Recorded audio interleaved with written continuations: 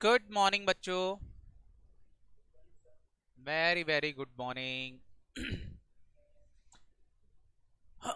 बताएं बच्चों, अभी तक हमने क्या क्या पढ़ लिया, क्या क्या कॉन्सेप्ट आपके क्लियर हो चुके हैं अंडर अपने लिक्विडेशंस को लेकर के बताएं। स्टेटमेंट ऑफ अफेयर्स सबको अच्छे से क्लियर है, बना सकते हैं कि नहीं? कोई सा भी क्वेश्चन आ जाए, क्या आप स्टेटमेंट ऑफ अफेयर्स का क्वेश्चन आराम से सॉल्व कर सकते हो बच्चों? Very good. बिल्कुल फुल कॉन्फिडेंस के साथ में बेटा, हमको ऐसा होना चाहिए कि हमसे क्वेश्चंस में कोई भी पॉइंट ना छूटे कि कोई गलत हो रहा है, क्योंकि लड्डू क्वेश्चंस है, आपको पता है, फॉर्मेट याद है, फॉर्मेट में वैल्यू फिट करना है ना बच्चों? हेलो। उसके बाद लिस्ट एच मैंने आपसे बोला था 5 स्टेप्स याद रखना है। पहली स्टेप ओपनिंग बैलेंस चाहिए, दूसरी स्टेप क्लोजिंग बैलेंस चाहिए, तीसरी स्टेप आपको पता है रिजर्व एंड सरप्लस अकाउंट बनाना है, और चौथा आपको क्या करना है, एस्टिमेटेड प्रॉफिट और लॉस निकालना है, और पांचवा काम और लास्ट लिस्ट एच बनाने का था। मैंने आप सारे बच्चों को कल एक क्वेश्चन दिया था छोटा सा, क्या वो क्वेश्चन आपका कंप्लीट हो गया? बोलो। लिस्ट एच बन के तैयार हो गई आपकी? हेलो। रिजर्व एंड सरप्लस मैंने आपको बना के दे दिया था, आपको केवल एस्टिमेटेड प्रॉफिट निकाल के लिस्ट एच बनाना थी। बनाई क्या बच्चों ने? हेलो बच्चों, बनाई कि नहीं बनाई? अखिल, अमन, आनंद, नमन, मयंक, अवनी, प्रेरणा, प्रदीप, पार्थ, पलाश, नीरा, बताएं बनाई आप लोगों ने कि नहीं बनाई? बोले। ऋतिक, आवाज नहीं आ रही है किसी की भी।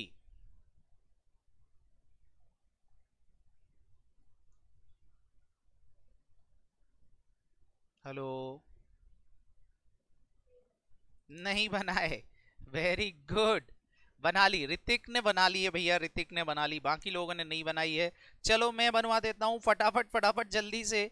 एस्टिमेटेड प्रॉफिट और लॉस और निकलवा दो यहां पर। वर्किंग नोट नंबर 4 आपका जो था, फटाफट जल्दी से यहां पर एस्टिमेटेड प्रॉफिट और लॉस निकलवा दें। सबसे पहले मैं यहां लिख देता हूं name of assets and liability, यहाँ बुक वैल्यू, यहाँ एस्टिमेटेड रियलाइजेबल वैल्यू, यहाँ एस्टिमेटेड लॉस और यहाँ एस्टिमेटेड प्रॉफिट। जल्दी से सारे बच्चे फटाफट फटाफट कैलकुलेशंस करते जाएंगे, बोलते जाएं, मैं लिखता जाऊंगा। बैलेंस शीट में सबसे पहले थी लैंड एंड बिल्डिंग, पता है लैंड एंड बिल्डिंग की बुक वैल्यू बैलेंस शीट में लिखी थी मैंने 1,20,000। रियलाइजेबल वैल्यू आप बता दो, जल्दी बताएं। हेलो बच्चों, जल्दी से रियलाइजेबल वैल्यू, क्वेश्चन आपके पास है। 130, टाइम लगा रहे हो रे, 130। हाँ, और बताएं क्या हुआ, प्रॉफिट की लॉस? 10,000 का प्रॉफिट, हाँ। Next, plant, very good. Plant की बुक वैल्यू, मार्केट वैल्यू, क्या हुआ, 70 का। नेक्स्ट, कितने के? मिला कितना? फिर से लॉस, हाँ। इसके बाद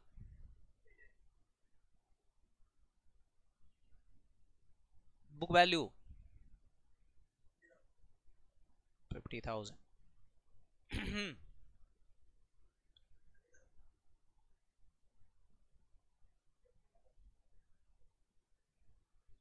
नेक्स्ट,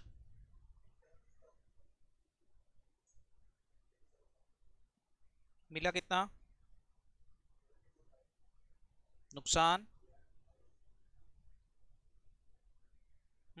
नेक्स्ट, कितने रुपए के? मिला कितना? 10 का लॉस इस पर भी,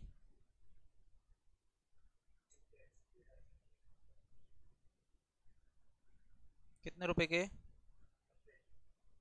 कितना मिला, क्या हुआ, 40 का बेटा, अच्छा 60 मिला है क्या, ओके 30,000 का लॉस। हाँ नेक्स्ट, और कुछ, हेलो, एनी कॉन्टेंजेंट लाइबिलिटी, कोई कॉन्टेंजेंट लाइबिलिटी है क्या क्वेश्चंस में, एनी कॉन्टेंजेंट लाइबिलिटी बच्चों, क्या कोई कॉन्टेंजेंट लाइबिलिटी थी हमारे क्वेश्चंस में, जल्दी जल्दी बोलें, कल हमने क्वेश्चन सॉल्व किया था, बोलें, नहीं, पक्का, तो बस बेटा यही हमारा लॉस आ गया। फटाफट फटाफट बता दें कितना लिख दूं यहां पर, एंटीसिपेटेड लॉस, बोलें, लॉस का टोटल लगा लें, कितना हो गया, 1,59,000 का लॉस और 10,000 का एस्टिमेटेड प्रॉफिट। बस बच्चों अब खाली आपको क्या बनाना है, लिस्ट एच, बोलो, तो लिस्ट एच का फॉर्मेट मैं ऊपर से कॉपी कर रहा हूं, इससे कौन बनाएगा इतना बड़ा, वैल्यू फिट करना है खाली, क्लियर है, बोलो,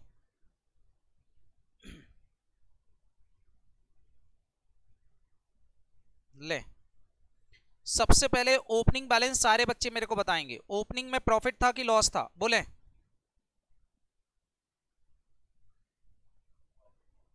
रिजर्व एंड सरप्लस आप सारे बच्चों के पास बना पड़ा हुआ है, देख लें उसमें से क्या था, बोले, प्रॉफिट, तो लॉस था नहीं, छोड़ देते हैं, कितने रुपए का प्रॉफिट था ओपनिंग में, 15,000 का मैंने लिख दिया है। उसके बाद dividend and bonus, dividend and bonus आपने लिख रखा है रिजर्व एंड सरप्लस में, 24,000 का डिविडेंड इनको दिया, 28,500 का प्रेफरेंस शेयर को, टोटल डिविडेंड बता दें कितना हो गया, 24,000 प्लस 28,500, सारे बच्चे जल्दी से बता दें कितना हो गया, हाँ 52,500 का। इसके बाद ट्रेडिंग लॉस, ट्रेडिंग लॉस आपके क्वेश्चंस में है, ट्रेडिंग लॉस में आपको 1,09,000 ये दे रखा था और 1,08,500 ये निकाला है, तो टोटल लॉस कितना हो जाएगा बच्चों, 1,09,000 प्लस सारे बच्चे बताएं कितना, 1,08,500 है ना बच्चों, टोटल ट्रेडिंग लॉस बता दें कितना हो गया, 217,500 का trading loss. Non trading loss, loss by fire था खाली कितने रुपए का, 40,000 का, है ना बच्चों, हाँ, एस्टिमेटेड लॉस अभी आपने निकाले कितने रुपए के, 1,59,000 के, टोटल लॉस बता दें कितना हो गया,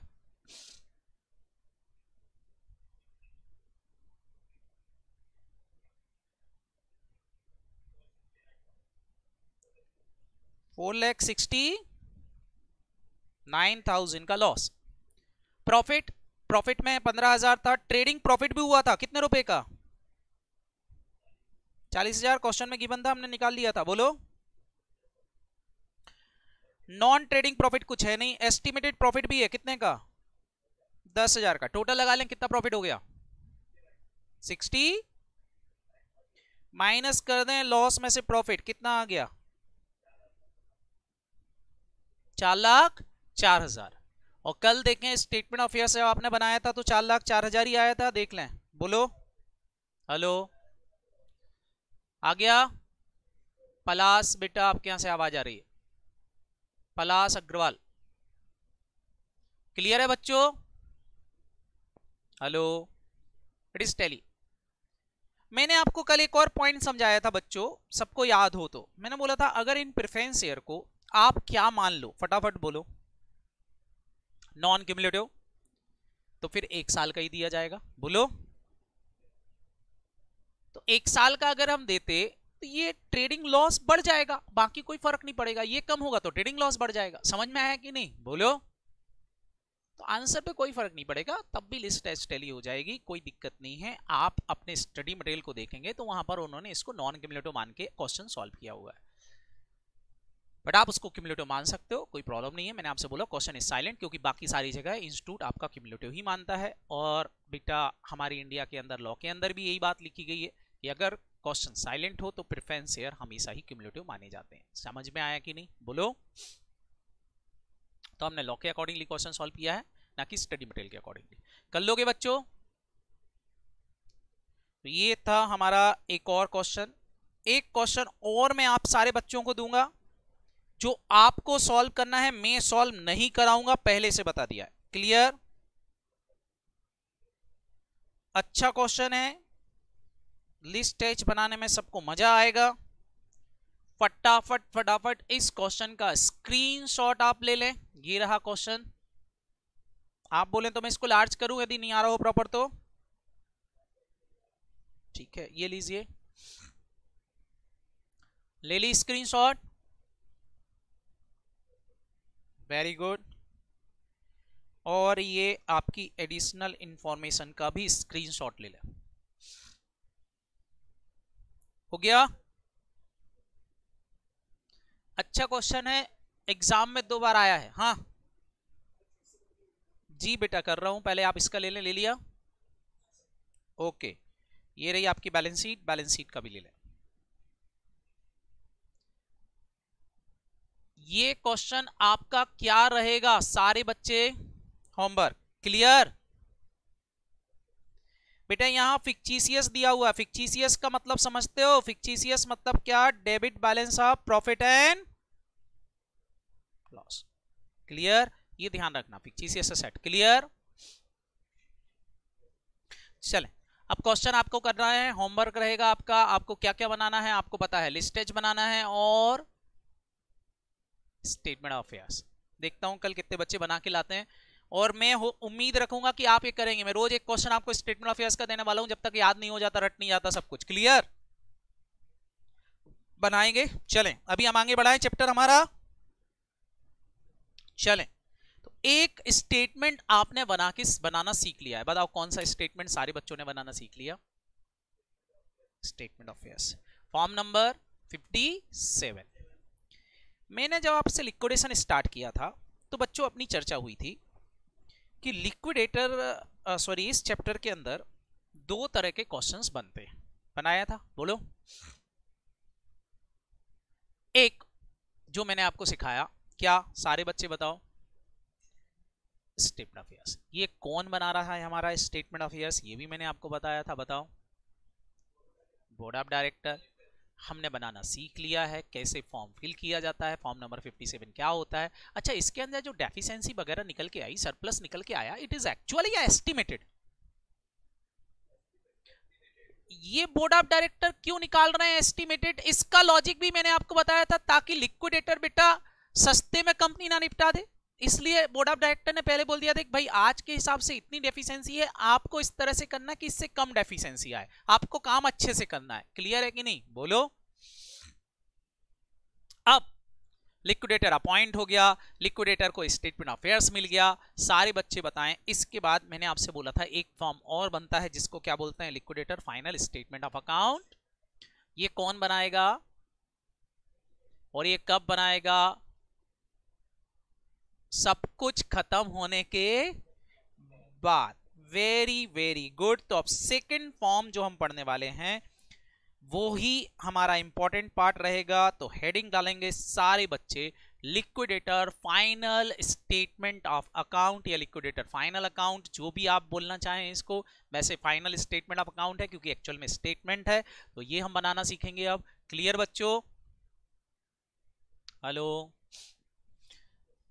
तो ये कौन बनाएगा? लिक्विडेटर बनाएगा। कब बनाएगा? सबसे last statement. Sir form number कौन सा इसका? तो लिखें बेटा फॉर्म नंबर 156। फॉर्म नंबर कौन सा है फटाफट बोलो? 156। तो कंपनीज एक्ट बोलता है कि जब लिक्विडेशन का काम खत्म हो गया। लिक्विडेशन का काम कब खत्म हो गया सर? जब हमारे लिक्विडेटर ने क्या किया, जो हमारा लिक्विडेटर था उस लिक्विडेटर ने क्या किया? उस लिक्विडेटर ने सारी असेट जो कंपनी की असेट थी, कंपनी की बुक्स में जो असेट थी, बहुत सारी फिक्स असेट्स होंगी, लैंड एंड बिल्डिंग वगैरह वगैरह जो भी असेट थी, ये सारी असेट उसने क्या कर दी, रियलाइज्ड कर ली। रियलाइज कर ली मतलब कस्टडी में लेकर के उनको क्या कर दिया, फटाफट बोलो, सेल आउट कर दिया। और सेल आउट करके क्या बना ली इन सबसे, फटाफट बोलो, कैश। तो सारी असेट बेच दी होगी, कैश जनरेट कर ली होगी। फिर उसने क्या किया होगा, इस पैसे से, सारे बच्चे बताएंगे, इस पैसे से क्या करेगा, सबसे पहले किसका पेमेंट करेगा, फटाफट बोलो, आउटसाइडर का। जो लाइबिलिटीज हैं, क्रेडिटर्स हैं, चाहे वो प्रेफरेंशियल्स हो, चाहे वो फ्लोटिंग चार्ज हो, चाहे सिक्योर्ड हो, जो भी हैं, इन क्रेडिटर का उसने क्या कर दिया, पेमेंट कर दिया। तो ये पेमेंट कर दिया उसने, क्रेडिटर को दे दिया सारा पेमेंट। क्लियर है कि नहीं बच्चों, बोलो हेलो। अगर कुछ बच गया, आउटसाइडर को देने के बाद भी कुछ पैसा बच गया, तो वो पेमेंट भी लिक्विडेटर ने किसको दे दिया होगा, सारे बच्चे जल्दी से बताएंगे, किसको दे देंगे लास्ट में, वो शेयर होल्डर को। तो शेयर होल्डर को भी पेमेंट दे दिया। अब जब सारा पैसा खत्म हो गया, ध्यान से देखें, असेट साइड में कुछ भी नहीं बचा, सब कुछ खत्म हो गया, तो लिक्विडेटर अब इन सारे रिसीव्ड और पेमेंट को एक फॉर्मेट में लिखेगा। वो फॉर्मेट कौन सा होगा, form number 156। It is a summary of liquidator cash book. Liquidator एक ही बुक्स ऑफ अकाउंट रखता है, उसका नाम है कैश बुक। कैश बुक के अंदर वो क्या करता है, जितना पैसा रिसीव हो रहा है वो लिखता जाता है, जिसको पेमेंट कर रहा है वो लिखता जाता है। लास्ट में उस कैश बुक की समरी तैयार करता है, और वो समरी ही क्या कहलाती है, फटाफट बोलो, liquidator final statement of account. Clear. तो what is the liquidator final statement of account, तो आप बोलोगे it is a summary of cash book. किसकी कैश बुक, लिक्विडेटर की cash book. Clear. It is very small format, most of the chances इसी question के होते हैं exam में आने के, 10 मार्क का क्वेश्चन आता है इसका, इसलिए इसकी प्रिपरेशन बहुत अच्छे से करना है। सर इसके अंदर क्या होगा, कैसे बनेगा ये फॉर्मेट, क्या हमारे स्टेटमेंट ऑफ अफेयर्स के जैसा ही लंबा चौड़ा फॉर्मेट होगा, आंसर इज नो।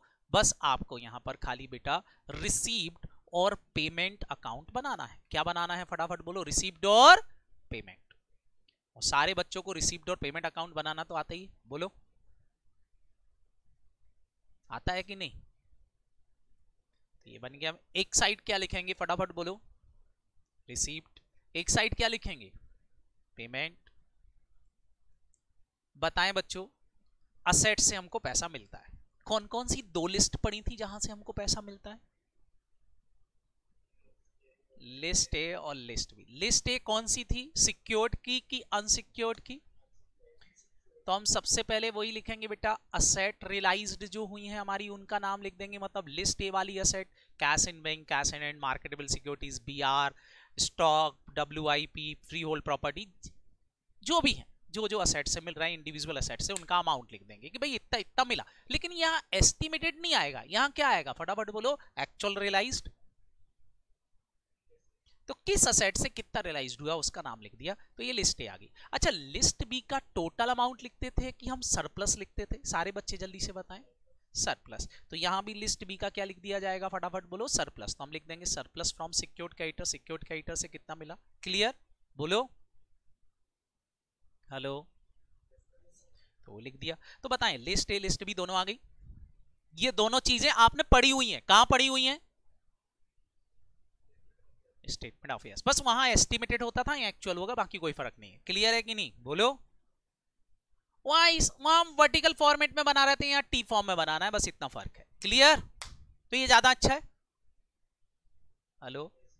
अब यहां एक काम एक्स्ट्रा होगा, यहां क्या एक्स्ट्रा होगा जो वहां नहीं आया था, लिक्विडेटर अगर आपके शेयर होल्डर पार्टली पेड हुए तो लिक्विडेटर क्या कर सकता है, शेयर होल्डर से कॉल भी कर सकता है। मैंने वहां कंसीडर नहीं किया था, बट यहां कंसीडर होगा, बोलो।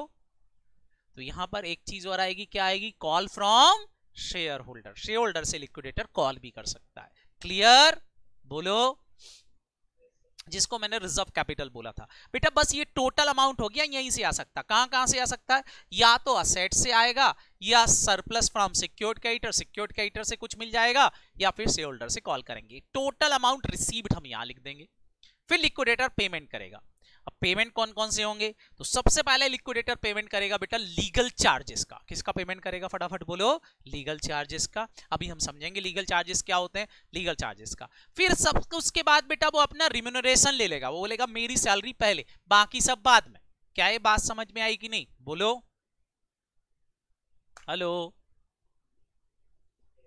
तो लीगल चार्जेस ले लेगा। और तीसरा उसके बाद फिर बेटा अपने खर्चे, लिक्विडेटर एक्सपेंसेस। बच्चों मेरे को जल्दी से बताओ, क्या ये तीनों चीजें स्टेटमेंट ऑफ अफेयर्स में ली थी मैंने? नहीं, ये सबसे पहले यहां आएंगी। इन तीनों को हमने वहां छोड़ दी थी, यहां हम लेंगे। सबसे पहले इन तीनों चीजों की वैल्यूएशन समझेंगे, कैसे कैलकुलेशंस करना वो समझेंगे, बट हाँ ये आएंगे। चले, इनका पेमेंट करने के बाद आप सबको पता है, इसके बाद पेमेंट किसका किया जाता, प्रेफरेंस क्रेडिटर का। करते हैं कि नहीं, बोलो। लेकिन प्रेफरेंस क्रेडिटर लिखेंगे नहीं, पेमेंट एक्चुअल में प्रेफरेंस क्रेडिटर को मिलेगा, लेकिन फॉर्मेट में पहले लिखे जाएंगे डिवेंचर होल्डर।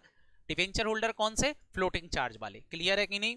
फिर उसके बाद बेटा क्रेडिटर हम एक साथ लिखेंगे, और क्रेडिटर में प्रेफरेंस क्रेडिटर और अनसिक्योर्ड क्रेडिटर दोनों लिख देंगे। लेकिन इंपॉर्टेंट बात ध्यान से समझेंगे, प्रेफरेंस क्रेडिटर का पेमेंट होगा डिवेंचर से पहले, लेकिन फॉर्मेट में वो नीचे।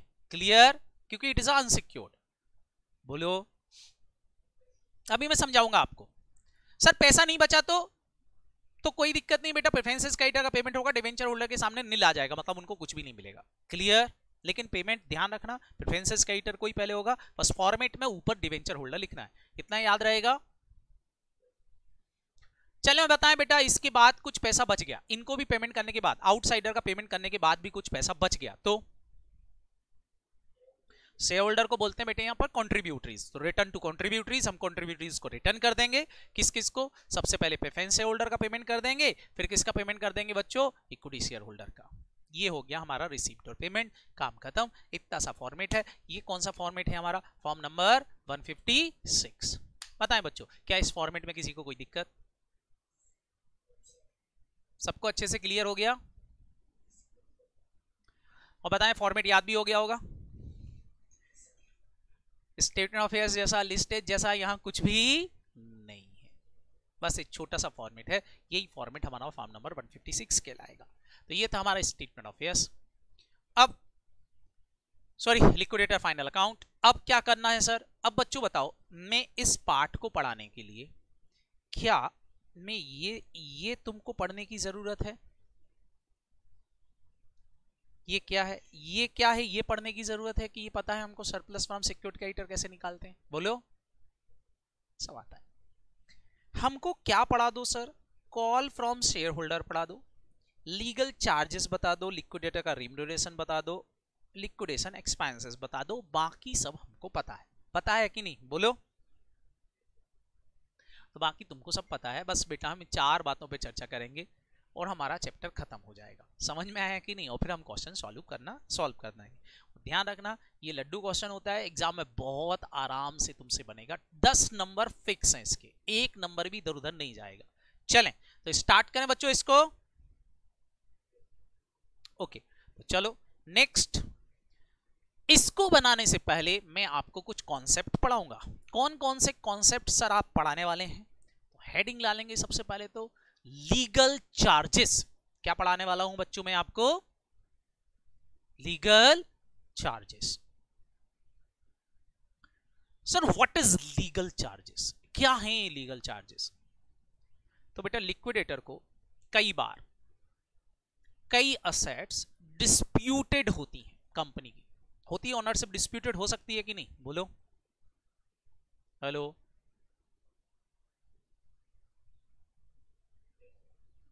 नमन, अखिल, अमन, अवनी, अरुण, आयुष, प्रतिभा, बताएं बेटा क्या ऐसा होता है? प्रेरणा, जल्दी बताएं, क्या ऐसा होता है कि कोई एसेट जो है वो डिस्प्यूटेड हो? बोलो।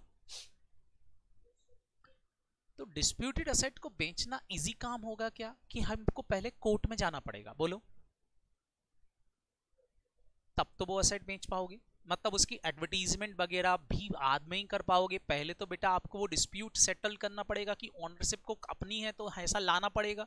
तो उसके लिए बेटा हमको कोर्ट के कुछ खर्चे पे करना पड़ेंगे। That charges is legal charges, जो गवर्नमेंट को पे हो रहे हैं, कोर्ट को पे हो रहे हैं। क्लियर है कि नहीं, बोलो। तो ये लीगल चार्जेस का पेमेंट सबसे पहले करेंगे, क्यों? क्योंकि इनके बिना तो लिक्विडेशन स्टार्ट ही नहीं कर पाओगे, आप बेच ही नहीं पाओगे किसी को कुछ। क्लियर है कि नहीं, बोलो। तो सबसे पहले पेमेंट किया जाता है लीगल चार्जेस का। लीगल चार्जेस का पेमेंट होने के बाद लिक्विडेटर अपना रिम्यूनरेशन ले लेगा। क्या ले लेगा बच्चों? अपना रिम्यूनरेशन। तो इसके बाद बच्चों जो मैं आपको पढ़ा रहा हूं वो है हमारा लिक्विडेटर रिम्यूनरेशन। लिक्विडेटर रिम्यूनरेशन बेटा कई तरह से दिया जा सकता है। लिक्विडेटर को फिक्स हो सकता है, परसेंटेज बेस हो सकता है। फिक्स मतलब कोर्ट बोल दे भैया तुमको 5 लाख रुपए मिलेंगे, पूरा लिक्विडेशन निपटाना है, तो वो फिक्स हो गया। परसेंटेज बेस हो सकता है। सर परसेंटेज बेस कैसे? बेटा मैं लिक्विडेटर को बोलूं हर एक स्टेप पर मिलेगा तुमको रिम्यूनरेशन। असेट जितनी महंगी मिलोगे बेचोगे उस पर रिम्यूनरेशन ले लेना, मतलब परसेंटेज ऑफ असेट रियलाइज्ड हो गया। मैं बोलूंगा लाइबिलिटी का पेमेंट करोगे तो percent of payment to liability ले लेना, शेयर होल्डर का पेमेंट करोगे तो percentage of payment to shareholder ले लेना। मतलब मैं हर एक स्टेप पर उसको पेमेंट करूं। बताओ कौन सा वाला रिम्यूनरेशन देना ज्यादा सही है, फिक्स या परसेंटेज बेस? बोलो। परसेंटेज वाला। क्यों? बिल्कुल बेटा, और लाइबिलिटी का सेटलमेंट भी सस्ते में करने की कोशिश करेगा और सारी चीजें बेटा वो निपटाने की कोशिश करेगा। क्लियर है कि नहीं, बोलो। और उसका इंटरेस्ट भी बना रहेगा। अब सोचो किसी को 5 लाख रुपए हाथ में दे देंगे, तुम्हारा रिम्यूनरेशन पकड़ो, लिक्विडेटर का काम निपटा दो, तो बताओ बेटा उसका फिर इंटरेस्ट खत्म हो गया, 5 लाख मिल गया, फिर ठीक है कंपनी जाए भाड़ में, बोलो। लेकिन अगर उसको लालच दिख रहा है कि देखो असेट बेचेंगे तो पैसा मिलेगा, तो वो काम करेगा कि नहीं? तो लिक्विडेटर को जनरली रिम्यूनरेशन परसेंटेज बेस दिया जाता है। तो हमारे क्वेश्चन में भी परसेंटेज बेस कैलकुलेशंस आएंगी, कैसे निकालेंगे वो हम सीखेंगे। तो नेक्स्ट हो गया आपका लिक्विडेटर रिम्यूनरेशन। इसके बाद बेटा लिक्विडेशन एक्सपेंसेस होंगे। लिक्विडेशन एक्सपेंसेस मतलब लिक्विडेटर के ऑफिस का खर्चा। एडवर्टीजमेंट करेंगे असेट को बेचने के लिए कि भैया ये असेट बेचना है, इतने रुपए में बेच रहे हैं, ले जाओ। बड़े बड़े एडवर्टीजमेंट आते हैं, तो वो सारे खर्चे होंगे। क्लियर है कि नहीं, बोलो। हेलो। तो जो भी एक्सपेंसेस होंगे दैट एक्सपेंसेस लिक्विडेशन एक्सपेंसेस, ये भी हमको क्वेश्चन में गिवन होते हैं, तो जनरली ये निकालने की जरूरत नहीं पड़ती। जो दी है वाइंडिंग ऑफ कॉस्ट वो एज इट इज हम लिख देते हैं। क्लियर है कि नहीं? तो जनरली इसका कैलकुलेशंस करने की जरूरत नहीं पड़ेगी, बट हाँ दिया होगा हमको करना पड़ेगा। इसके अलावा call from share holder, share holder से कॉल की जाएगी। पहले तो बताओ बच्चों शेयर होल्डर से कॉल कब करूंगा, फटाफट बताएं। शेयर होल्डर से कॉल मैं कब करूंगा? एक तो शेयर पार्टली पेड हो, और दूसरा असेट से जो पैसा रियलाइज्ड हुआ है उससे आउटसाइडर की लायबिलिटी का पेमेंट नहीं हो पा रहा है, तो ही हम कॉल करेंगे, नहीं तो कॉल नहीं करेंगे। समझ में? उन्हीं से बुला के उन्हीं को पेमेंट करेंगे क्या? नहीं। आउटसाइडर के पेमेंट में पैसा कम पड़ रहा है तो ही हम इनसे कॉल करेंगे, नहीं तो इनसे कॉल नहीं करेंगे। ठीक है बच्चों। तो किससे कितनी कॉल ली जाए ये बड़ा एक डिस्प्यूटेड मामला होता है। सर कैसे? फॉर एग्जाम्पल जैसे अखिल, अमन, आनंद, अरुण, मान लेते हैं तीनों चारों लोग मेरे शेयर होल्डर हैं। अखिल ने मेरे शेयर पर 10 रुपए का पेमेंट किया है, अमन ने 15 रुपए दे दिए हैं, आनंद ने 12 रुपए दिए हैं, अरुण ने 16 रुपए दिए। सारे बच्चे बताओ सबने अलग अलग पेमेंट किया है। अब बच्चों मेरे को कॉल करना है, मैं किससे कॉल करूं? ये एक क्वेश्चन अराइज्ड होगा कि नहीं, बोलो। अगर सबकी पेड अप वैल्यू सेम है तो कोई दिक्कत नहीं, लेकिन paid up value is different, face value is different. मान लो फेस वैल्यू अलग अलग हो, तो किससे कितना कॉल किया जाएगा? तो ये भी हमको समझना है। दैट इज द कॉन्सेप्ट कि हम कितना कॉल करेंगे किस शेयर होल्डर से। तो वो कॉन्सेप्ट हमारा क्लियर होगा तब जाके बेटा हम लिक्विडेटर फाइनल अकाउंट बना पाएंगे। तो कॉल फ्रॉम शेयर होल्डर ये भी डील करेंगे। इसके अलावा नेक्स्ट पॉइंट आता बेटा इंटरेस्ट टू डेब्ट होल्डर।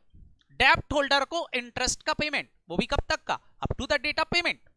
ऐसा हो सकता है कि हमारे क्वेश्चन में डेट ऑफ बाइंडिंग अप और डेट ऑफ पेमेंट डिफरेंट हो। सारे बच्चे बताओ जिस दिन ऑर्डर पास हुआ तो लिक्विडेटर कोई रजनीकांत है, उसी दिन सारी असेट बेच देगा, उसी दिन सारी लायबिलिटी का पेमेंट कर देगा और शाम को सब पेमेंट करके घर आ जाएगा कंपनी बंद करके। बोलो। आज बाइंडिंग अप हुआ, असेट धीरे धीरे बिकेंगी, आप सबको पता है, बोलो। धीरे धीरे बिकेंगी तो बताओ डेट ऑफ बाइंडिंग अप और डेट ऑफ पेमेंट अलग अलग होगी। तो फिर उनका इंटरेस्ट जो डेटा बाइंडिंग अप से लेकर के डेटा पेमेंट तक का इंटरेस्ट है उसका क्या होगा? भाई डेब्ट होल्डर की थोड़ी ना गलती है कि भाई कंपनी बाइंडिंग में चली गई तो चलो कोई बात नहीं, अब इंटरेस्ट लेना बंद कर देंगे। डेब्ट होल्डर अपना इंटरेस्ट छोड़ेगा क्या? तो उस इंटरेस्ट के बारे में समझेंगे कि उस इंटरेस्ट का क्या होगा। सेम बेटा अरियर आप preference dividend, company winding up में चली गई, डेट ऑफ वाइंडिंग अप अलग है, डेट ऑफ पेमेंट अलग है, तो उनके इस पीरियड के अरियर ऑफ डिविडेंड का क्या होगा, वो भी यहां पर हमको डील करना है। इसके अलावा बात करें बेटा एक और नया कंसेप्ट समझेंगे हम, ओवरराइडिंग प्रेफरेंसेस क्रेडिटर। कौन से? हमने प्रेफरेंसेस पढ़े थे, बट यहां हम पढ़ेंगे कौन से? Overriding preferences creditor. कि ओवरराइडिंग प्रेफरेंसेस क्रेडिटर्स क्या होते हैं। क्लियर बच्चों? बोलो। तो ये हमको यहां पर पढ़ना है बेटा। ये हमारे कॉन्सेप्ट जब सारे खत्म हो जाएंगे उसके बाद ही हम लिक्विडेटर फाइनल अकाउंट्स बना पाएंगे। क्लियर बच्चों? That is the concept. एक एक करके मैं यहां पर कॉन्सेप्ट ले रहा हूं, सारे बच्चे उस कॉन्सेप्ट पर कंसंट्रेशन रखेंगे, क्या करना है कैसे करना है समझेंगे। क्लियर है कि नहीं? तो चलो स्टार्ट करते हैं पहले कॉन्सेप्ट से। तो पहला कॉन्सेप्ट सारे बच्चे हेडिंग डालेंगे अपनी बुक्स में, इंटरेस्ट टू डेब्ट होल्डर। डेब्ट होल्डर को इंटरेस्ट। क्लियर है कि नहीं? बोलो।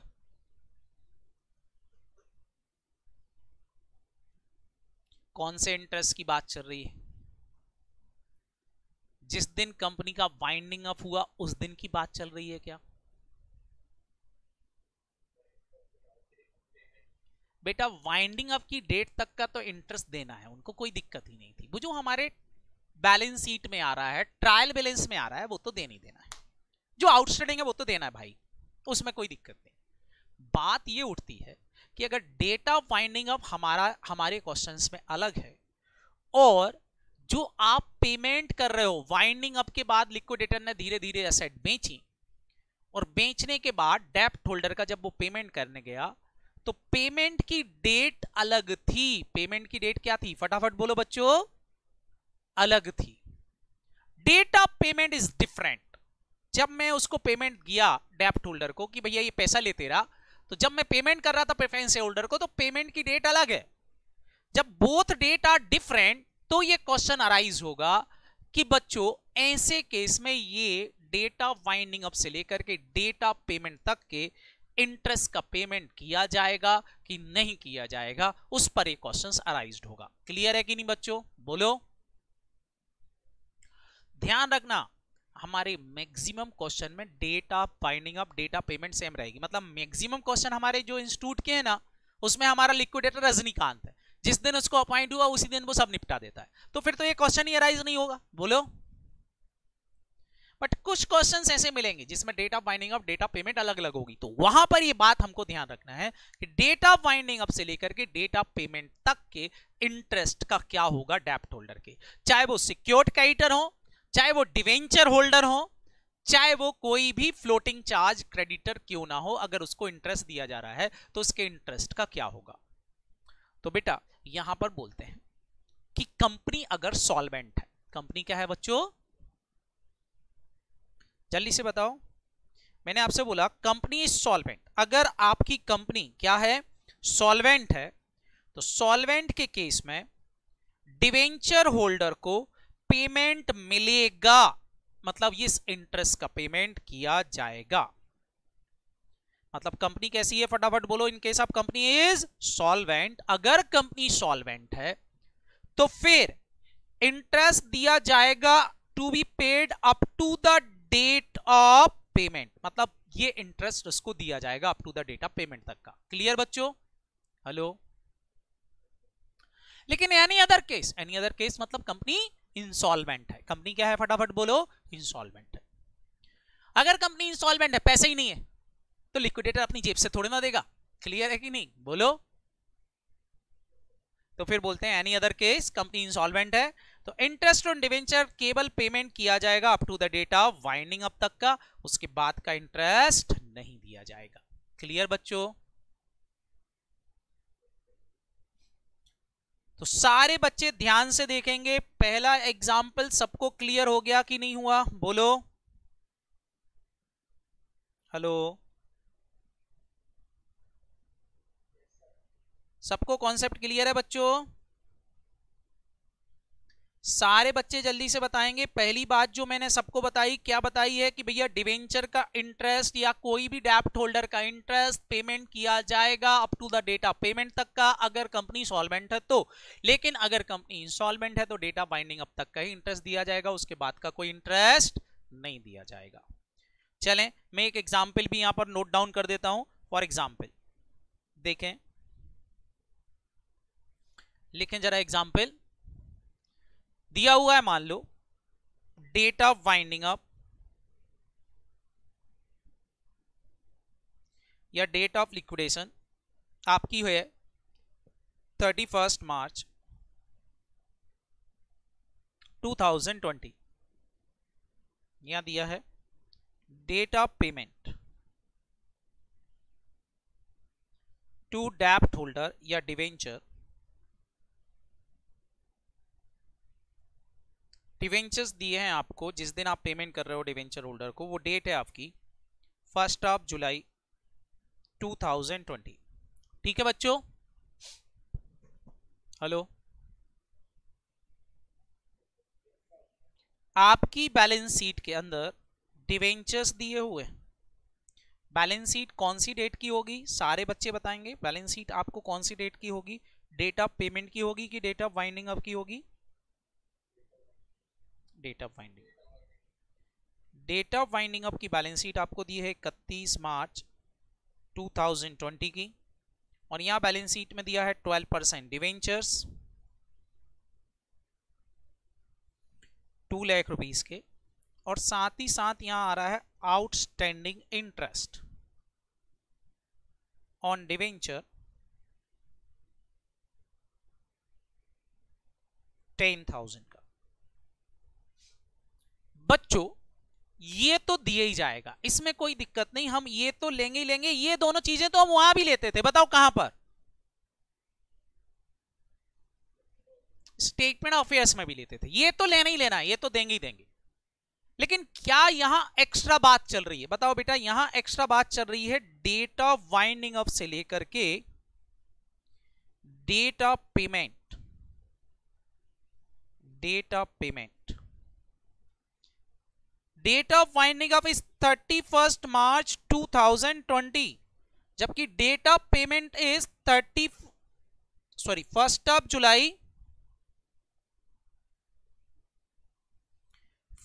जुलाई 2020। सारे बच्चे बताओ कितने महीने निकल गए? बोलो कितने महीने बाद पैसा दे रहे हो? तो क्या इस 3 महीने का इंटरेस्ट दिया जाएगा? दिया जाएगा, बिल्कुल। कंपनी सॉल्वेंट हुई तो दे देंगे बेटा। हमारे मोस्ट ऑफ द क्वेश्चन में कंपनी सॉल्वेंट रहेगी। सॉल्वेंट की केस क्या है? सॉल्वेंट मतलब बेटा अनसिक्योर्ड क्रेडिटर का पेमेंट करने के लिए भी कंपनी के पास सफिशिएंट फंड है। अगर अनसिक्योर्ड क्रेडिटर तक पेमेंट हो रहा है, शेयर होल्डर को नहीं देखना, शेयर होल्डर को मिले नहीं मिले उससे कोई दिक्कत नहीं। सॉल्वेंसी इंसॉल्वेंसी में किसकी बात चल रही है? फटाफट बोलो। आउटसाइडर। आउटसाइडर का पेमेंट करने के लिए कंपनी के पास सफिशिएंट फंड है, मतलब कंपनी क्या है? फटाफट बोलो, सॉल्वेंट है। ओके, तो ये सॉल्वेंसी की लिमिट रहेगी। तो मैंने आपसे बोला हर एक क्वेश्चन में कंपनी सॉल्वेंट ही रहेगी, चिंता करने की जरूरत नहीं है।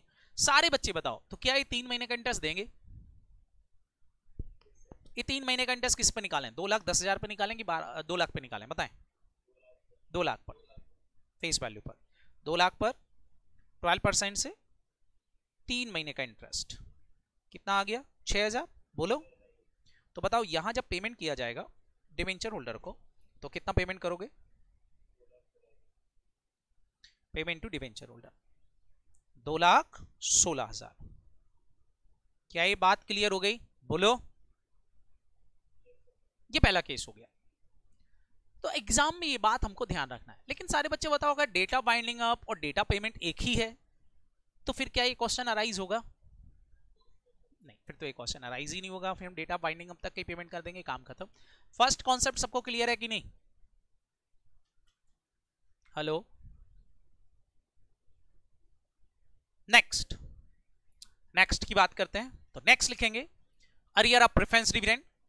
प्रेफरेंस शेयर्स के अरियर ऑफ डिविडेंड। सारे बच्चे बताओ कौन से प्रेफरेंस शेयर की बात कर रहा हूं मैं, नॉन क्यूमुलेटिव या क्यूमुलेटिव?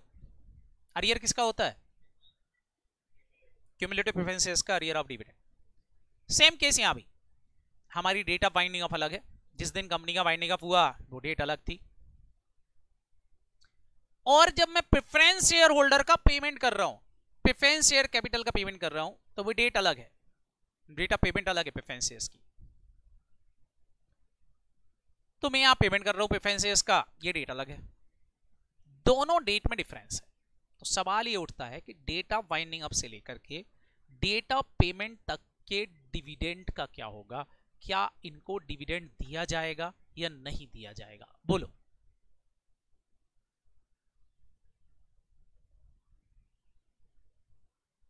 सारे बच्चे जल्दी से बताएं, ये डिविडेंड दिया जाएगा कि नहीं दिया जाएगा? बोलो।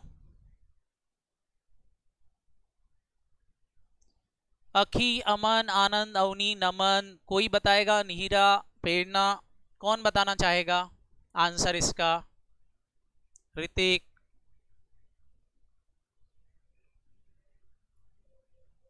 आनंद का कहना है नहीं दिया जाएगा। क्यों भैया आनंद, क्यों नहीं दिया जाएगा?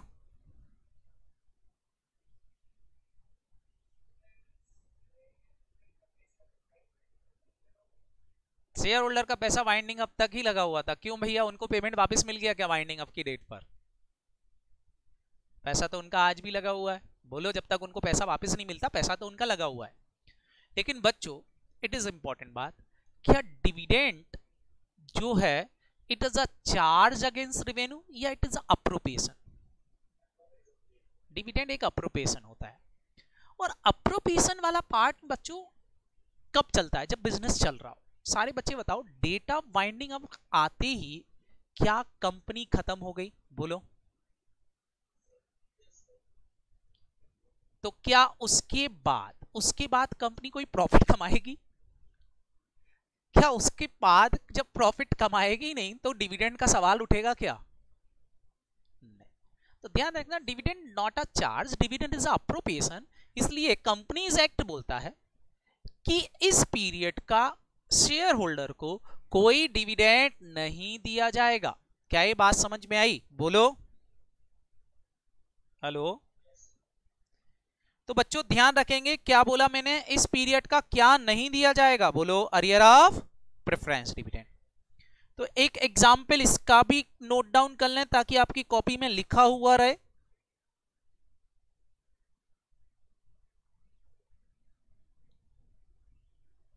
लिख लें यहां पर, arrear of preference dividend.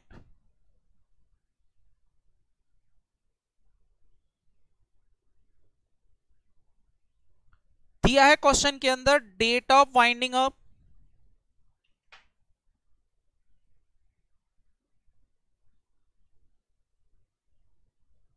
March 31, 2020, date of payment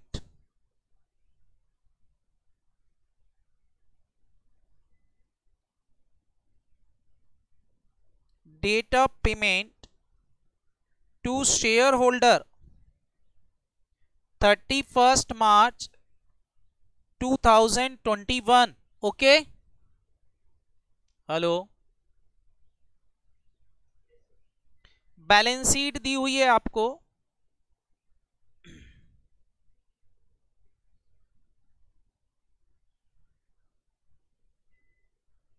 balance sheet कौन सी डेट की दी होगी? वाइंडिंग अप की 31 मार्च 2020 की।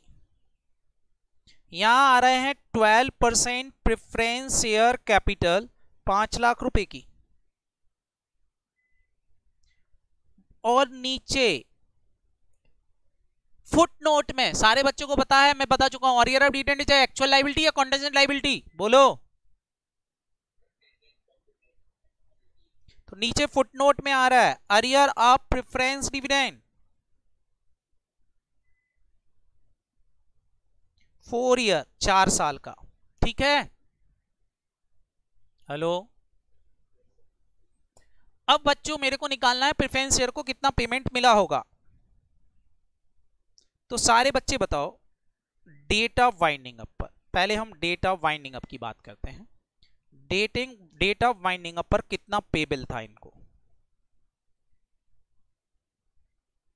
प्रेफरेंस शेयर होल्डर क्या देते हम उसको, एक तो देते प्रेफरेंस शेयर कैपिटल, कितनी देते फटाफट बोलो, 5 लाख।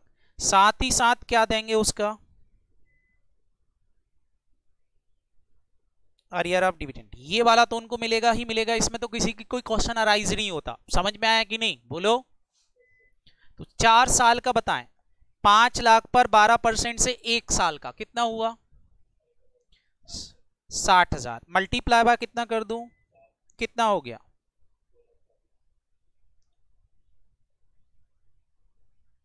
टोटल मिला के ये तो मिलेगा, टोटल मिला के कितना हो गया 740। लेकिन बच्चों ये थी आपकी डेट ऑफ वाइंडिंग ऑफ 31 मार्च 2000 कौन सी 20। हम बात कर रहे हैं पेमेंट की, डेट ऑफ पेमेंट है आपका 31 मार्च 2021, है ना बच्चों। हेलो, सवाल ये उठता है यहां से यहां तक 1 साल और निकल गया, बोलो यहां से यहां तक 1 ईयर और हो गया। तो ये जो 1 ईयर निकला है, ये वाले अरियर का क्या,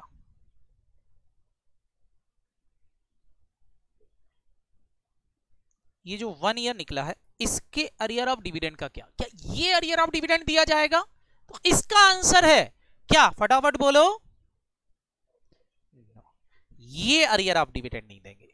मतलब यहां जो पेमेंट किया जाएगा वो डेट ऑफ फाइंडिंग अप तक की डेट तक का ही दिया जाएगा। मतलब कितना पेमेंट किया जाएगा उनको, 7,40,000। समझ में आया बच्चों, बोलो हेलो। लेकिन यही हमारे डिवेंचर होल्डर होते, कौन होते फटाफट बोलो। तो बताओ डिवेंचर होल्डर होते तो फिर बच्चों बताओ, डिवेंचर होल्डर को हमने डेट ऑफ वाइंडिंग अप पर जितना इंटरेस्ट था वो तो दिया ही दिया, साथ ही साथ इस पीरियड का भी इंटरेस्ट दिया कि नहीं बोलो, क्योंकि it is a charge, it is not a appropriation. Clear, समझ में आया बच्चों कि नहीं आया ये पॉइंट भी। हेलो, वेरी गुड बच्चों। तो ये पॉइंट भी आपको क्लियर होना चाहिए कि कब किसका पेमेंट किया जाएगा और कितना किया जाएगा। ठीक है, हेलो जी, हाँ नमन।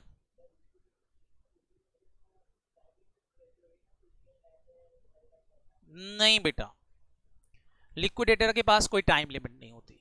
लिक्विडेटर के पास क्या होता है बेटा, एक राइट होता है, उसको बस खाली बोला जाता है, एक ही ऑब्लिगेशन होता है कि आपको मोस्ट बेनिफिशियली कंपनी को क्लोज करना है। आपको ऐसे क्लोज करना है कि कंपनी को बेनिफिट ज्यादा से ज्यादा मिले।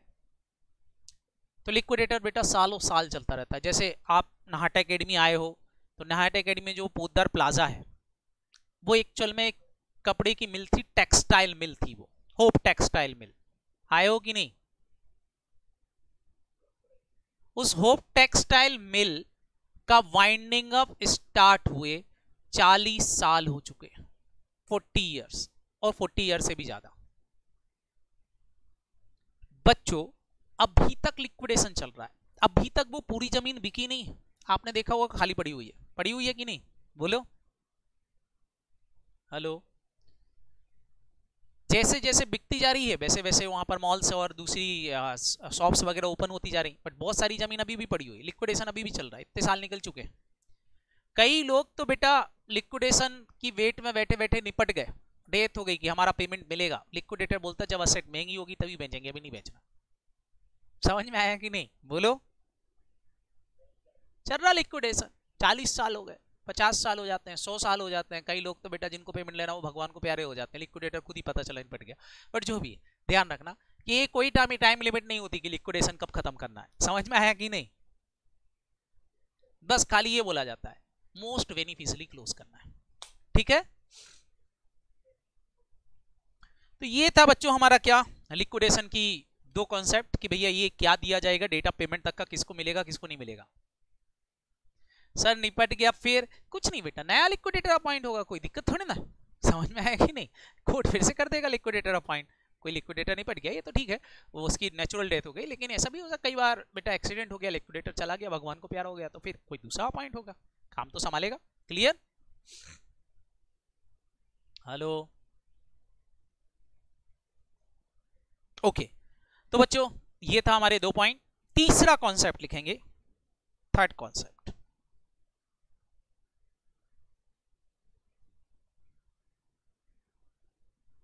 हेडिंग लेना है थर्ड कॉन्सेप्ट।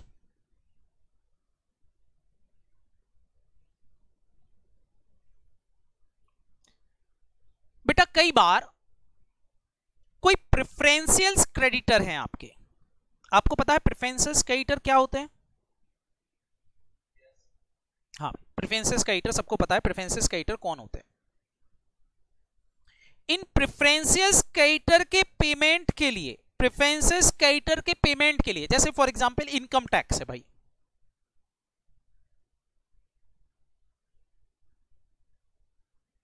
आउटस्टैंडिंग चल रहा है 5 लाख का, तो भाई इनकम टैक्स का पेमेंट करना है 5 लाख। पहले तो बच्चों मेरे को बताओ, ये प्रेफरेंशियल क्रेडिटर क्या है बेटा? इनकम टैक्स हमारा 5 लाख है कि नहीं, बोलो। हेलो, अब बच्चों आप सबको पता है अगर इनकम टैक्स का पेमेंट नहीं किया जाए तो क्या इनकम टैक्स पर पेनल्टी, इंटरेस्ट, बहुत सारी चीजें लगना चालू हो जाती हैं।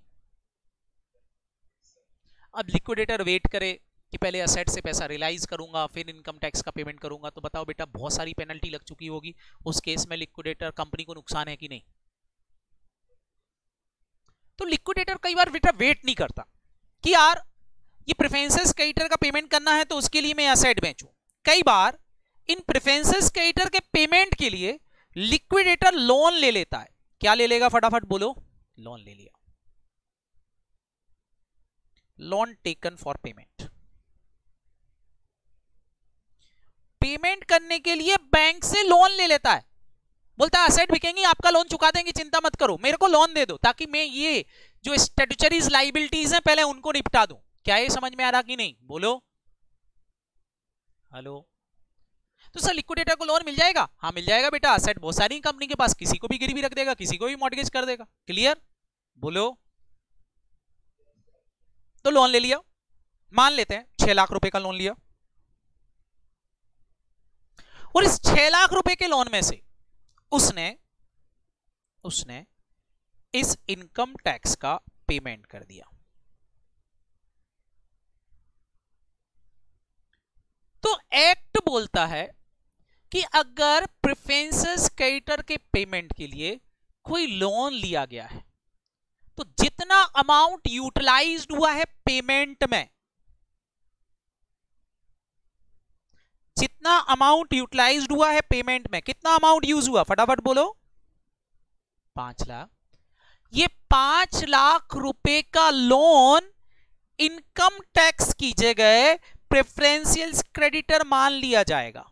क्या मान लिया जाएगा फटाफट बोलो? Preferential creditor. मतलब ये लोन वाला आदमी इनकम टैक्स की जगह जाके खड़ा हो जाएगा। मतलब ऐसा नहीं होगा कि प्रेफरेंशियल क्रेडिटर का पेमेंट हो गया, आप तो चिंता ही नहीं है, लोन सबसे लास्ट में अनसिक्योर्ड की तरह पेमेंट होगा, नहीं, ये प्रेफरेंशियल क्रेडिटर बन जाएंगे। मतलब किसी प्रेफरेंशियल क्रेडिटर के पेमेंट में जो उसको पैसा दिया जा रहा है वो कहीं और से लाके लिक्विडेटर ने दिया है, तो जिस बंदे से उसने पैसा लिया है वो बंदा क्या मान लिया जाएगा फटाफट बोलो? प्रेफरेंशियल क्रेडिटर मान लिया जाएगा। क्लियर? हेलो,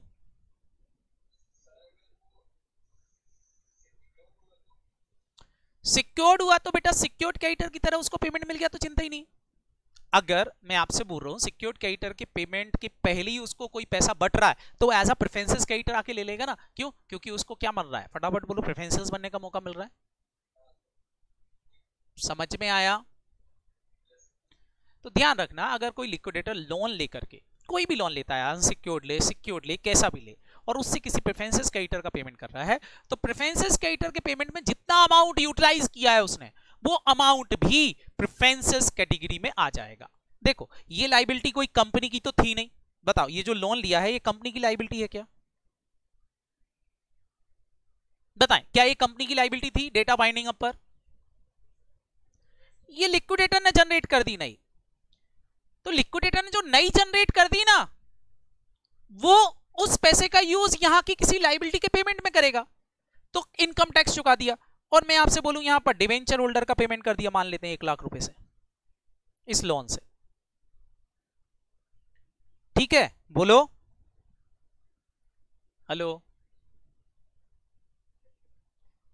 तो बेटा होगा क्या, ये डिवेंचर होल्डर हट गए, इनकम टैक्स हट गया, लेकिन एक्चुअल में 6 लाख की लाइबिलिटी अभी भी खड़ी है। सारे बच्चे बताओ, 6 लाख रुपए इसने चुका भले दिए, लेकिन 6 लाख की लाइबिलिटी अभी भी खड़ी है, लोन की खड़ी हो गई कि नहीं, बोलो। तो इस लोन में से 5 लाख रुपए को क्या मान लेंगे, जल्दी से बताओ, इस लोन में से 5 लाख रुपए को क्या मान लेंगे, प्रेफरेंशियल्स, और 1 लाख रुपए को क्या मान लेंगे, फ्लोटिंग चार्ज। बात समझ में आई कि नहीं, लाइबिलिटी खत्म नहीं हुई, लाइबिलिटी तो अभी भी है 6 लाख की, लेकिन उसी कैटेगरी में जाएगी जिस कैटेगरी के लिए इसने इसको यूटिलाइज किया है। समझ में आया, बोलो।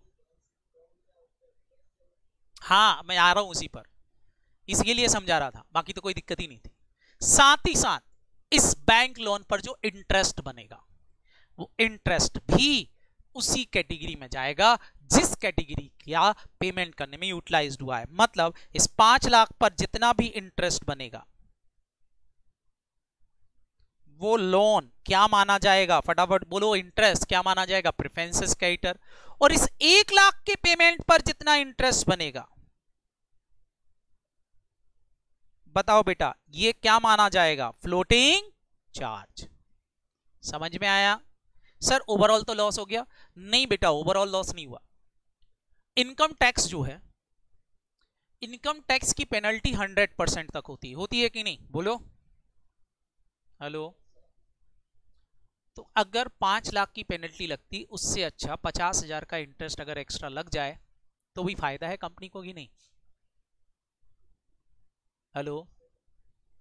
इसलिए बेटा लिक्विडेटर जनरली क्या करता है, लोन लेकर के इनका पेमेंट कर देता है।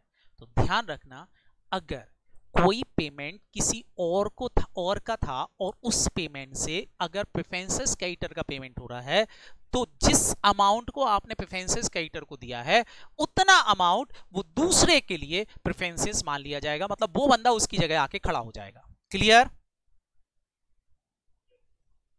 इसको ऐसे भी समझ सकते हो, मान लो फॉर एग्जाम्पल मैं आपसे बोलूं प्रसाद बट रहा है, तो आप वहां से हटके अपनी जगह पे किसी और को खड़ा कर दो, तो आपकी जगह पे उसको प्रसाद मिल जाएगा कि नहीं, बोलो हेलो। मिल गया कि नहीं, क्लियर। तो प्रसाद तो उतना ही बटा, उससे ज्यादा तो प्रसाद बटेगा नहीं, उससे ज्यादा बटेगा क्या, नहीं, प्रसाद उतना ही बटेगा जितना है। समझ में आया, मतलब चुकाना 6 लाख ही है।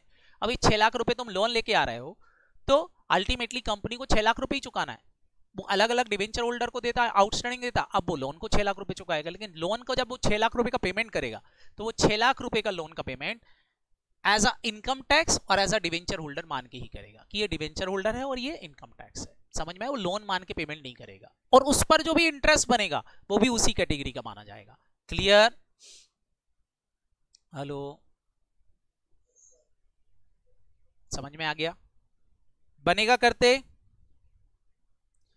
क्या ये तीनों कॉन्सेप्ट आपके क्लियर हो गए। अभी मैं आऊंगा एग्जांपल लूंगा तो आपको और क्लियरिटी बनेगी, बट इतना अभी सबको समझ में आ गया कि नहीं, बोलो। तो ये भी हमारे लिए इंपॉर्टेंट है। सारे बच्चे बताओ, जैसे for example bank overdraft personal guaranteed by director था, बैंक का ओडी पर पर्सनल गारंटी थी, किसकी, डायरेक्टर की। बैंक ओवरड्राफ्ट वालों ने पैसा मांगा, डायरेक्टर ने प्राइवेटली अपनी जेब से पैसा दे दिया, तो क्या अब लिक्विडेटर बैंक ओडी का पेमेंट नहीं करेगा, करेगा। क्यों, ओडी का तो पेमेंट हो चुका है, अब डायरेक्टर को देना पड़ेगा। अगर मैं बोलूं ओडी फ्लोटिंग चार्ज था, तो डायरेक्टर को पेमेंट कैसा मिलेगा, फ्लोटिंग चार्ज जैसा। समझ में आ रहा है कि नहीं, बोलो। उस कैटेगरी में चला जाता है, बस काम खत्म, इतना आपको याद रखना है। समझ में आया, बस ऐसा ही कुछ है। जैसे फॉर एग्जांपल मैं एक और एग्जांपल ले रहा हूं, जैसे अखिल है, अमन है, मान लो मैंने अमन से पैसा लिया था उधार। अमन आया मेरे पास, आके बोलता है पैसे दो पैसे दो। मैंने अखिल से बोला भैया कुछ पैसे मेरे को उधार दे दे। अखिल ने मेरे को पैसा दिया, मैंने अमन का चुका दिया। सारे बच्चे बताओ मेरी लायबिलिटी खत्म हो गई क्या? खत्म हो गई? लायबिलिटी खत्म हो गई क्या? किसी जिससे मैंने लिया अब उसको देना पड़ेगा कि नहीं? हेलो, तो अल्टीमेटली लायबिलिटी कब खत्म होती है? जब आप खुद की जेब से पेमेंट करो। आप किसी से लेके दे रहे हो तो लायबिलिटी थोड़ी ना खत्म हुई है, ये तो आपने एक्सचेंज कर दी लायबिलिटी। तो जो लायबिलिटी एक्सचेंज होगी ना वो उसी कैटेगरी में होगी, बस इतना समझ लो। क्लियर हुआ? पक्का? अभी क्लियर है? निहेरा, पलाश, पार्थ, प्रदीप बोले ओके। तो ये था बच्चों हमारा क्या, लायबिलिटी से रिलेटेड बातें भी, ये पॉइंट भी सबको याद रखना है। अब हाँ,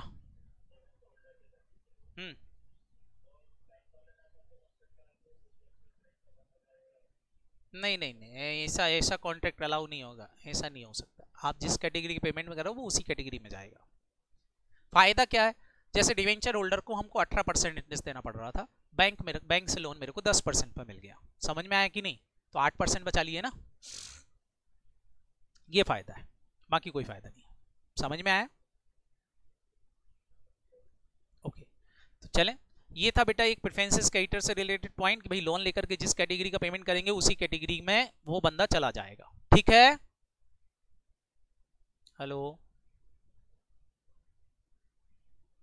चलो, तो इतना कॉन्सेप्ट समझ में आ गया सबको? बाकी मिलते हैं कल, इतना पढ़ के आओगे? ओके ओके बच्चों, इतना पढ़ के आए, क्योंकि आप मैं जो कॉन्सेप्ट लूंगा उसमें थोड़ा सा टाइम लगेगा, तो उसको हम कल डील करेंगे। ठीक है बच्चों? ओके बच्चों, बाय बाय।